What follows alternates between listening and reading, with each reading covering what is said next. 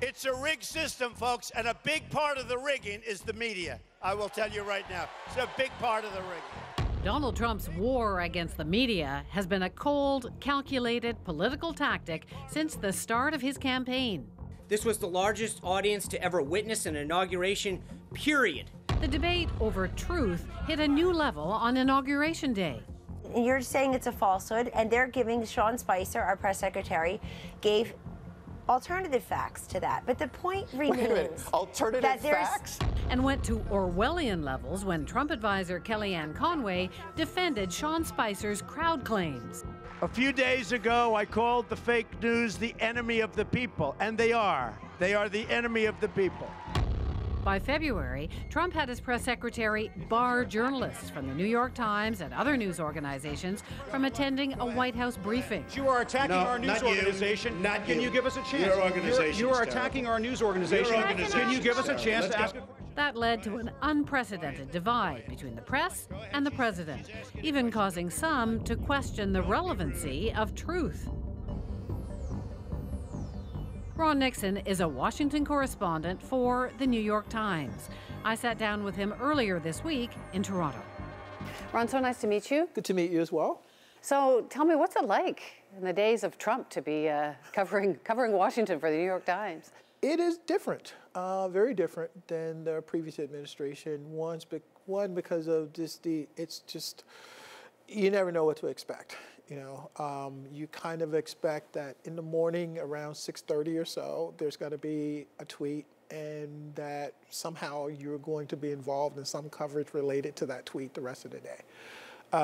And that's, you know, kind of unusual in that you have a president who spends that much time on social media. So your newspaper has been called by the president the enemy of the people. Right. Purveyors of fake news. The failing New York Times. The failing New York Times. Right. So when you have dinner parties, I'm sure, all the time in Washington with your media pals. I mean, I try not to, actually. You know, I try to avoid dinner parties. I do my work and I go home. Right. But what do you talk about among your colleagues when you're what does that even mean, and how do you fight that? We look at it as the president performing for an audience, because when the health care bill failed, the first two people he called were a reporter from the Washington Post and Maggie Haberman from the New York Times.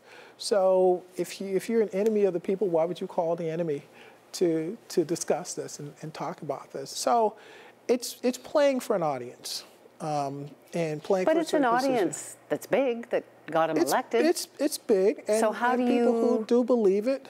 I mean, how do you speak to those people? You don't want to just speak to people who think exactly like all the writers of the New York Times. But I, you know, truth speaks to itself, right? And that when people talk about fake news, the thing that you have to do is show what is the truth, right? Rather than try to get into this argument with people, right? And just show it. I mean, some of the things that.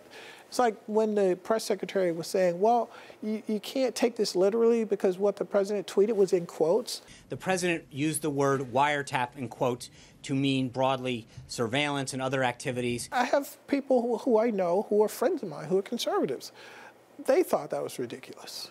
So, you know, it's not a monolithic audience that he's talking to, and people aren't just crazy out there, you know, crazy Trump supporters. These are, a lot of those folks are saying, if you look at polls, like, he needs to get off of Twitter, right? Because but he's not, and his people are saying this is how he reaches through you guys to speak to real Americans. Right. And the real Americans got him elected, and you guys don't understand But some him. of the real Americans are also tired of him tweeting and saying that, yes. You think there's a change in the tide here? Well, I think there's a change because people want certain things, right? And he was elected because he promised certain things to folks. And you see various stories coming now of people saying, oh, I didn't know he was going to cut this, or I didn't know he was going to do that. The fellow who launched the whole Pizzagate thing, this idea that Hillary Clinton had a child porn ring in a pizza parlor, is now saying, it's all your fault. It's you, the media, because you reported this. I was just, you know, I was just making stuff up. It's the media's fault. Yeah, Alex Jones. So, so should everyone just ignore the wacko stuff? I don't think you can ignore it, right? Because obviously there are some people who believe it. You had a guy who drove up hours to come and investigate himself, with a weapon. A shooting at a pizza parlor. He was here to self-investigate the now notorious internet conspiracy theory known as Pizzagate. So I don't think you can ignore it, but I think, again, we have to show where this stuff is just false.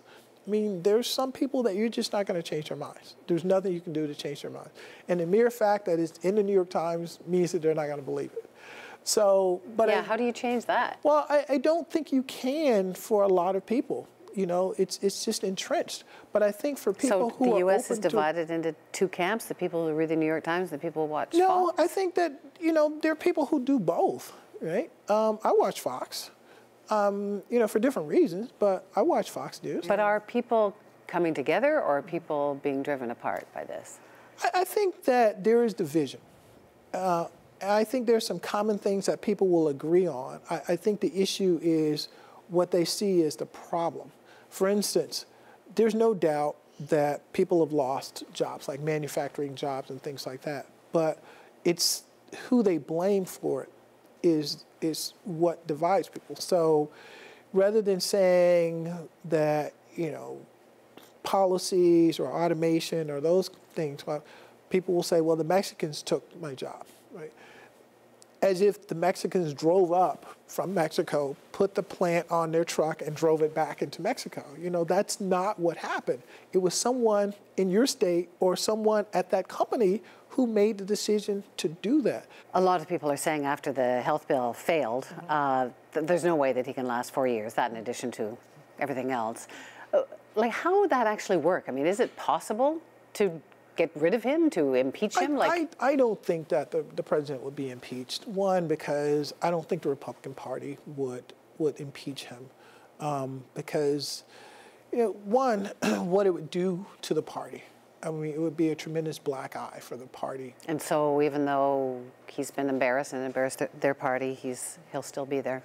He'll still be there because, and you hear this from Republicans, people are saying that, look, he is not the perfect vessel, right?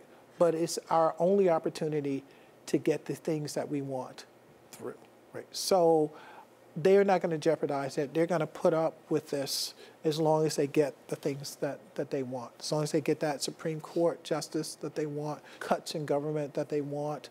Environmental Protection Agency, things like that. Yeah, those things, that's what they get rid of regulations. That's the agenda. So interesting. Thanks so much, Thank you. Thank you. Thanks for having me.